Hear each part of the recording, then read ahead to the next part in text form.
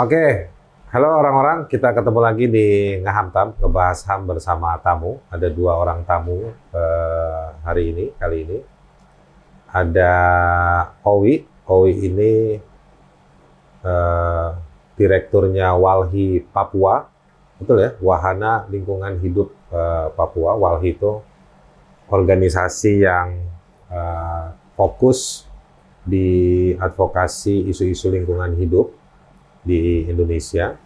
Walhi ini ada kantornya di 24 atau 26 provinsi ya, Wi ya? 28. 28. Dikit lagi bikin partai, Owi ini. Dan juga secara langsung saya bersama dengan Fathia. Fathia yang saya selalu gagal menyebutkan nama lengkapnya, Fathia Maulidianti. Nah, benar. Bisa. Yang lahir di hari Maulid sometimes long ago. Kedua narasumber ini nanti akan ngobrol bersama kita, bersama saya. Anda nonton aja gitu ya. Terkait dengan laporan baru dari sejumlah organisasi, diantaranya ada Kontras. Fathia ini koordinatornya Kontras, Komisi untuk Perlindungan dan Korban Tindak Kekerasan. Ada Kontras, ada Walhi, ada Jatam. Jaringan Advokasi Tambang, Jatam, apalagi ya? Banyak. Banyak, YLBHI, Pusaka. Ada banyak organisasi yang beberapa hari lalu, hari Jumat kalau nggak salah, Jumat itu tanggal berapa belas Agustus lah itu menyampaikan hasil riset mereka terkait dengan bisnis para pejabat atau petinggi atau purnawirawan TNI Angkatan Darat di balik bisnis tambang emas atau rencana eksploitasi daerah Blok Wabu di Intan Jaya atau Kabupaten Intan Jaya di Papua. Jadi di Papua, kalau Anda pernah ingat peristiwa penembakan Pendeta Jeremiah Janambani, itu terjadi di Intan Jaya, dan banyak dugaan kuat bahwa penembakan tersebut terkait dengan penolakan warga atau peniadaan orang-orang yang kritis di Kabupaten Intan Jaya karena memang mau ada rencana eksploitasi sumber daya alam, dalam hal ini emas, di daerah namanya Blok Wabu. Kebetulan saya pernah ke sana, jadi kalau baru mendarat di Intan Jaya, di bandaranya sebelah kanannya itulah Blok Wabu, yang konsesinya hari ini dikuasai oleh BUMN Mind ID. Mind ID. MIND.ID. Mind ID. Saya mulai dulu dari Owi. Jadi ini risetnya riset soal apa ini, Wi? Ini bukan survei capres ya? Iya, terima kasih Bang Aris. Ya. Iya, pertama sama klarifikasi, saya Kepala Divisi Advokasinya di... Kepala Divisi Advokasi di Walhi Papua. Walhi Papua. Oke. Dan minta maaf Pak Direkturnya tidak bisa hadir pada kesempatan sore hari ini gitu. Tapi nggak ditangkap kan? Oh, tidak. Ya. Oke, jadi gimana? Ini riset apa ini? Iya, ini sebenarnya kajian cepat aja untuk menilai bahwa operasi militer yang dilakukan Papua itu merupakan upaya ilegal gitu kan. Ya, nanti juga ada korelasinya dengan ekonomi politik gitu. Oke. Nah, ini risetnya ini memang dilakukan oleh teman-teman dari Walhi Nas dan ingin membuktikan misalnya yang kaitan dengan tadi itu, bahwa kaitan dengan keterlibatan misalnya katakanlah purnawirawan di perusahaan-perusahaan, terutama di daerah Blok Wabu. Oke. Berarti ada sejumlah perusahaan-perusahaan ya yang bakal dapat konsesi untuk mengeksploitasi kandungan emas di Blok Wabu itu ya. Benar. Oke, sebelum ke sana saya mau tanya dulu dari aspek lingkungan hidup. Blok Wabu itu boleh nggak dieksploitasi? Menurut Walhi gimana? Dari sisi lingkungan hidup? Iya. Kalau boleh saya mau investasi di sana soalnya. Gimana? Kalau daerah selatannya itu ya nanti dengan kemarin heboh dengan Taman Nasional Lawrence kan. Iya. Itu. Kalau Blok Wabu, kalau yang informasi atau data spasial yang data yang kami punya itu sebenarnya bekas yang dari PT Freeport itu kalau tidak salah itu. Jadi kemudian kalau di eksplorasi terus eksploitasi, nah itu dia. Nah sejauh ini memang di overlay dengan kawasan hutan, ada beberapa juga kawasan hutan di sana itu. Ya itu hutan semua tuh saya lihat waktu itu. Kalau dari penampakannya ya, tapi kan biasanya pemerintah punya acuan sendiri kan apa yang disebut hutan itu. Iya. Terutama hutan. Jadi kalau menurut teman-teman ada problem nggak kalau itu dijadiin sumber tambang? Sebenarnya sama. Kalau di mana-mana kita bicara soal tanah Papua itu kan bukan tanah kosong, gitu. Ketika itu daerahnya di dalam hak wilayah suku atau katakanlah marga atau submarga, nah, itulah mereka yang mempunyai legalitas atau legal standing pengawasan terhadap hak atas tanahnya gitu secara adat. Nah yang sejauh ini ya penolakan terjadi dari teman-teman mahasiswa misalnya dari Pegunungan Intan Jaya, dari Kabupaten Intan Jaya maupun intelektual mudanya.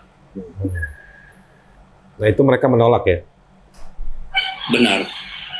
Itu mereka bagian dari masyarakat asli di Intan Jaya? Iya, mereka masyarakat asli, jadi belajar dari tempat lain kan. Soal eksploitasi emas dan gitu yang ya sama lah bilang nanti mensejahterakan lingkungannya nanti tidak rusak misalnya, tapi buktinya kan tidak juga gitu. Mereka kalau saya diskusi dengan teman-teman itu mereka belajar dari tempat lain. Jadi katakanlah misalnya Freeport atau perusahaan-perusahaan tambang emas lainnya yang kemudian ada dampaknya gitu. Iya. Dan mereka khawatir itu juga akan menimpa ke mereka, terutama masyarakat adat ya, yang hidupnya tergantung dengan hutannya, tergantung dengan sungainya gitu. Nah jadi teman-teman Walhi meyakini bahwa itu adalah ide yang insane, ide yang gila ya, kalau sampai harus mengeksploitasi Blok Wabu untuk ngambil emasnya. Ya sebenarnya juga prihatin kan gitu, karena kemudian nanti persoalannya ini makin menumpuk gitu, tambah lagi yang satu belum selesai, tambah lagi satu gitu. Nah sekarang gini, kalau dari kapasitas itu sebetulnya sudah kelihatan ada penolakan. Kan salah satu misalnya lihat ke undang-undang penataan ruang, lalu undang-undang lingkungan hidup, undang-undang kehutanan, undang-undang minerba, itu kan membutuhkan kalau bahasa administrasi hukumnya persetujuan AMDAL, ya kan? Kalau sampai rencana itu jalan, itu artinya sebetulnya udah ada semua dong persetujuan dari masyarakat. Ya, rencana itu sedang berproses. Kalau jalan atau tidak nanti ya lihat aja ke depannya. Tapi gini, saya kan dulu pernah investigasi juga di tim kemanusiaan Papua itu ya, yang untuk Intan Jaya. Benar. Ada 8 distrik ya di Kabupaten Intan Jaya. Sebagian orang-orangnya kabur semua karena ada operasi militer. Ada tentara dan polisi di sana yang ditambah terus. Nah, terus meminta persetujuan masyarakatnya nggak ada. Jadi ini apakah teman-teman melihat bahwa, atau nanti mungkin saya akan nanya ke Bob, bahwa jangan-jangan nih operasi militer untuk supaya orang-orang itu berasap dan keluar semua dari Intan Jaya, kabur ke Nabire, ke Timika, dan nanti bisa diklaim bahwa nggak ada masyarakat di situ, nggak perlu ada persetujuan lagi. Masuk akal nggak kayak gitu? Ya, bisa aja Bang. Bahkan kalau misalnya kita lihat, kan, walaupun masyarakatnya ada, kadang masyarakat juga kan tidak tahu tiba-tiba barang itu ada. Barang dalam arti yang tadi itu AMDAL, gitu. Iya. Padahal kan di situ menjadi proses partisipasi daripada publik, terutama masyarakat terdampak gitu. Nah di tempat-tempat yang masyarakat ada adatnya saja, mereka eksis, ada di tempat, kadang-kadang barang itu tiba-tiba AMDAL-nya sudah muncul. Nah apalagi yang sekarang katakanlah kemudian masyarakat adatnya mengungsi gitu kan. Kalau kemudian AMDAL-nya keluar, terus siapa yang diajak berpartisipasi atau partisipatif dalam proses dokumen AMDAL-nya itu? Oke. Nah sekarang, jadi Blok Wabu ini jatuh ke siapa ini? Kapan akan dimulai dikorek-korek? Menarik. Teman-teman di sini mereka pernah meminta, katakanlah melalui mekanisme informasi kan? Kami mendampingi tempo hari beberapa teman-teman mahasiswa, terus kemudian dijawablah gitu. Terutama soal konsesi di Blok Wabu itu belum ada kejelasan, ataupun masih katakanlah sumir gitu, walaupun ada rencana. Terus yang kedua itu kalau menurut teman-teman menginformasikan itu pemerintah provinsinya itu tidak pernah mengeluarkan izin atau rekomendasi, walaupun kita tahu dokumen itu tiba-tiba bocor ke publik gitu, dan itu menurutnya sih dibantah itu. Iya. Oke. Saya juga pernah nanya sih ke Gubernur Papua, kok Anda setuju? Terus Pak Gubnya bilang, itu saya nggak pernah tanda tangan. Jadi ya secara implisit saya mau bilang bahwa surat yang beredar waktu itu tuh tahun lalu, itu saya mengasumsikannya itu surat palsu. Gitu, karena Gubernur sendiri bilang dia nggak pernah tanda tangan itu. Oke, jadi sekarang kapan nih mulai? Atau siapa sih yang dapat konsesi untuk Blok Wabu itu? Kalau di awal dijelaskan ya itu tadi, yang sindikat beberapa perusahaan itu yang di bawah Main ID itu kan. Main ID ini BUMN ya? Ya, mereka gabung jurus kan. BUMN sama BUMS gitu. Kalau dari perusahaannya ya. Oke. Cuma sendiri Main ID? Ya, untuk Blok Wabu itu. Teman-teman juga menginformasikan hal yang sama. Jadi yang tadi itu ada Antam, Inalum. Oke. Saya mau ke Bob sekarang. Jadi di temuan yang teman-teman riset ini semuanya itu apa namanya perusahaannya siapa aja nih yang apa namanya cabang pohonnya yang dapat satu Main ID gitu. Nah, jadi sebenarnya di atas Main ID itu juga ada banyak. Tadi Bang Owe udah nyebutin ada Freeport Indonesia juga atau PT FI. Nah, tapi di besarnya itu ada namanya Tobacom Delmandiri. Tobacom Delmandiri. Dan itu merupakan anak perusahaannya Toba Sejahtera Group. Toba itu kan di Sumatera Utara. Ini nyebrang ke Papua ya? Iya. Sumatera Utara nyebrang ke Papua. Oke, nanti kita bahas. Nah, jadi si Tobacom Delmandiri ini direkturnya adalah Purnawirawan TNI, namanya Paulus Prananto. Kita tahu juga bahwa Toba Sejahtera Group ini juga dimiliki sahamnya oleh salah satu pejabat kita. Siapa? Namanya adalah Luhut Binsar Panjaitan. LBP, The Lord. Lord Luhut. Gitu. Jadi Luhut bisa dibilang bermain di dalam pertambangan-pertambangan yang terjadi di Papua hari ini. Nah, selain itu, selain Toba Sejahtera Group tadi, ada juga PT Antam. Dan di PT Antam itu juga ada beberapa komisaris. Nah, tapi yang menarik di sini, PT FI itu sekarang komisarisnya juga ditempati oleh Kepala BSSN. Yaitu Pak Hinsa Siburian. Bekas Pangdam Cendrawasih. Jadi di tahun 2015 sampai 2017 Berarti nggak percuma dia jadi Pangdam Cendrawasih ya? betul, dia ternyata sudah menabung. Iya. Sampai akhirnya jadi komisaris hari ini. Jadi Mind ID itu sahamnya diisi atau sejajar? Diisi. Diisi oleh si Toba Group? Iya, Toba Group, ada Mind ID, ada Madinah Kurotain. Siapa tuh? Itu bawah-bawahnya lagi, cabang-cabangnya lagi. Jadi dari Toba Sejahtera Group ke bawah itu. Jadi Toba ada berapa perusahaan dan mereka ini yang masuk ke Mind ID? Betul. Oke. Di laporan yang teman-teman susun itu kan ada nama-nama purnawirawan Jenderal TNI Angkatan Darat. Betul. Yang beberapa juga dari elit Kopassus. Oke. Di setiap perusahaan itu ada siapa aja?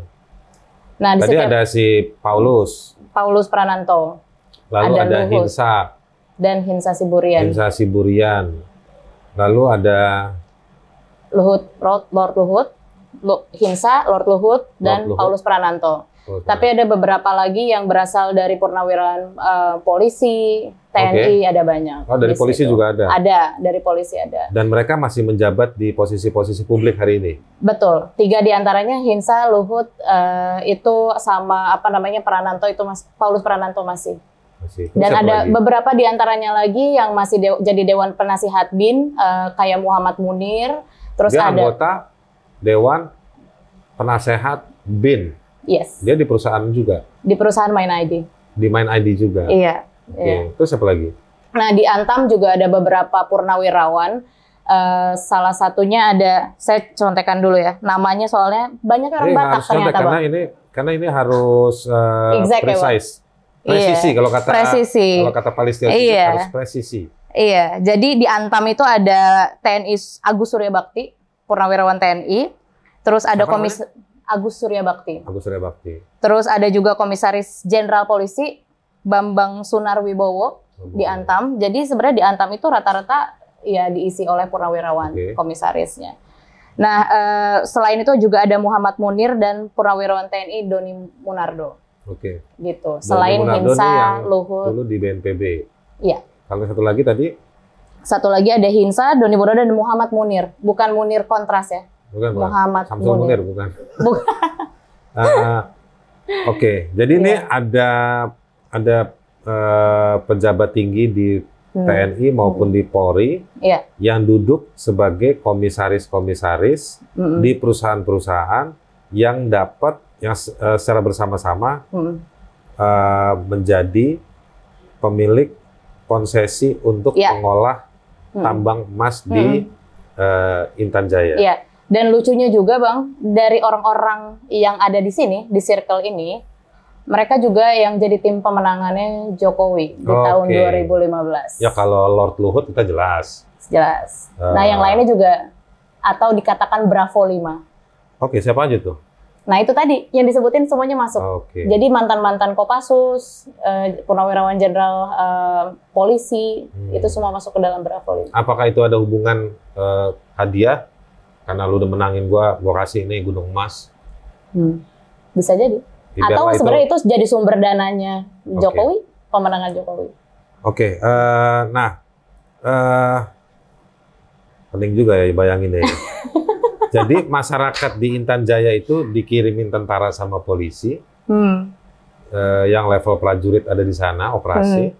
Sementara jenderal-jenderal atau purnawirawan itu mengambil keuntungan atas dengan dalam bentuk mendapat konsesi untuk mengeksploitasi gunung emas tadi itu. Sementara tadi kalau menurut OI kan jelas ya beberapa kelompok muda, anak-anak muda di sana itu menolak. Tapi kelompok muda juga dituduh sebagai KKB juga. Betul. Ya? Iya. Oke. Ada lagi dari laporan itu yang menarik? Nah, sebenarnya dari bisnis militer ini kita juga bisa ngelihat bahwa tadi ya relasinya bisa ditarik gitu antara konsesi-konsesi itu sebenarnya ada satu kerucutnya antara PT FI, Antam itu yang paling besar ya sama Toba Sejahtera Group. Ya kan? Itu yang 3 terbesarnya di sana. PT FI, Antam, sama Toba Sejahtera Group. Toba Sejahtera Group ini yang punya bawahnya. Antam ini yang memiliki Mind ID ya? Atau main ID? Iya, di bawah-bawahnya. Oke, jadi gitu. PT FI, main ID, sama Toba Group tadi itu ya? Betul. Nah, 3 ini ya. Terus kalau ditarik secara konteks politiknya, ternyata orang-orang ini juga terlibat dalam tim pemenangannya Jokowi di tahun 2014-2015. Oke, sebagian besar nama-nama itu terlibat dalam tim pemenangannya Jokowi. Gimana caranya perusahaan-perusahaan itu kita ambil alih? Nggak ada dalam riset itu ya? Nggak dong. Gimana dong? Nggak ada ya? Jadi penjahat juga kita. Oke. Apa rekomendasi dari riset ini? Owi, mungkin mau mulai. Rekomendasi dari riset itu bagaimana? Kalau rekomendasi yang dari sini ada beberapa poin ya, ada sekitar 6 itu. Yang pertama misalnya pemerintah pusat perlu menarik nih seluruh anggota keamanan TNI Polri yang diterapkan secara non-organik di tanah Papua. Itu. Yang kedua ya pemerintah perlu menindak tegas aparat militer yang melakukan pelanggaran HAM. Lalu pemerintah harus mencabut perizinan perusahaan yang tidak mendapat persetujuan dari masyarakat lokal. Tempat tadi yang dibahas, akan itu. Nggak ada rencana mau gugat izin ya? Saya bersedia jadi lawyernya, Wi. Kalau ya. Bisa nanti bisa dikomunikasikan ya. Siap. Terus, Bob, apa lagi rekomendasinya, Bob? Nah, sebenarnya tadi kan juga disebutin ya soal operasi militer ini sebenarnya jadi salah satu kamuflase bisa jadi Bang dari bisnis militer yang memang dikuasai oleh para purnawirawan prajurit-prajurit ini. Nah, jadi tadi kan juga Bang Arap kok jadi Bang Arap? Bang Wi? Enggak, Bang Haris sudah nyebutin tadi di Blok Wabu, di Intan Jaya itu memang orang-orangnya masyarakatnya udah pada mengevakuasi diri sendiri. Dan itu bisa jadi internally displaced person atau pengungsi internal. By force. Iya, by force ya kan, karena ya titik awal utama permasalahan HAM di Papua adalah karena adanya militerisme itu. Dan ternyata di balik militerisme itu yang katanya untuk demi keamanan dan perdamaian di Papua atau sekarang bahkan melebar ke isu terorisme. Ternyata demi emas. Ternyata ada soal ekonomi di situ. Oke. Tambang. Baik, terima kasih, Wi. Terima kasih, Bob. Ya. Orang-orang Ngahamtam kali ini nggak panjang-panjang karena hasil risetnya teman-teman beberapa organisasi ini sangat konkret, sangat jelas dan bisa di-download di websitenya masing-masing organisasi. Anda bisa pergi ke walhi.or.id atau kontras.org atau pusaka.or.id, jatam.org. Cek ke lembaga-lembaga itu, ada paper-paper yang barusan kita bahas secara singkat, padat, dan sangat jelas. Nah, dari diskusi terkait dengan paper riset tersebut, dengan 2 narasumber yang mewakili, gue mengatakan mewakili ya, lembaga-lembaga yang riset ini jelas bahwa ada suara-suara di masyarakat Intan Jaya yang menolak eksploitasi atau rencana tambang emas di Blok Wabu. Tapi di saat bersamaan pada kurun waktu yang panjang, karena saya tahu betul, saya investigasi soal dugaan pelanggaran HAM di Intan Jaya tahun lalu, itu ada rentetan panjang deployment atau pengiriman pasukan yang cukup banyak. Pasca penembakan seorang pendeta juga tambah banyak. Dan banyak akibatnya juga banyak warga di Intan Jaya, warga sipil, orang asli Papua yang mengungsi. Jadi situasinya tidak stabil, bahkan bupatinya aja ikut mengungsi. Gitu. Jadi situasinya nggak stabil untuk mengatakan ada representasi masyarakat atau masyarakat adat. Ditambah lagi Papua sering menjadi korban atau daerah yang menjadi korban dari eksploitasi sumber daya alam tanpa, saya bahasa gampangnya, tanpa keadilan, tanpa transparansi. Banyak masyarakat yang jadi korban tipu-tipu kalau bahasanya orang Papua. Nah, situasi ini yang terjadi di lapangan. Dilalah di saat bersamaan. Tadi tuh yang di lapangan tuh tentara, polisi tuh prajurit-prajurit, ada komandannya gitu kan, ada yang nembak gitu kan, ada yang ketembak gitu kan, ada kontak senjata, itu yang dikembangkan. Tetapi di saat bersamaan, di ruang-ruang yang senyap nan wangi, senyap tapi wangi untuk menggambarkan bahwa ada elit-elit itu yang membuat konsesi untuk satu daerah yang mungkin mereka sendiri nggak pernah pergi ke daerah itu, ya kan? Jadi perusahaan-perusahaan itu adalah BUMN, Badan Usaha Milik Negara, dan juga BUMS, Badan Usaha Milik Swasta. Akan tetapi, mau BUMN, mau BUMS, tetap aja orangnya itu-itu juga, dan orangnya dari seragam, mantan berseragam, jabatan-jabatan tinggi, kumpul para purnawirawan jenderal, jenderal bintang-bintang. Jadi gemerlap bintang-bintang menguasai gunung yang di dalamnya ada emas.